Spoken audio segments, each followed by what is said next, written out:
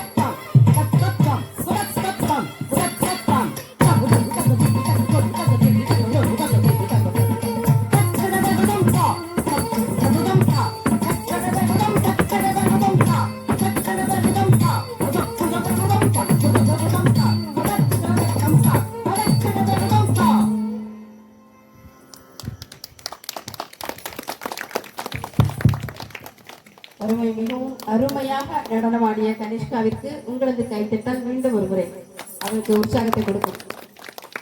கனிஷ்காவை பற்றி சொல்ல வேண்டுமானால் கடந்த 3 ஆண்டுகளாக நமது அந்தமான் சிவலோக திருமணத்தில் தனது நிகழ்ச்சியை கொடுத்து வருகிறார். இவரை பற்றி மீண்டும் இன்னும் ஒரு குறிப்பு, கடந்த மாதம்தான் இவர் அம்பேத்கர் ஆடிட்டோரியத்தில் அரங்கேற்றம் நிகழ்த்தினார் என்பதும் சிறப்புக்குரியது.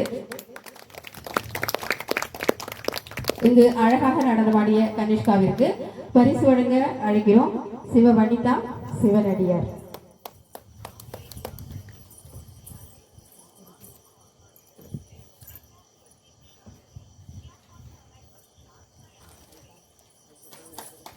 வாழ்த்துக்கள்.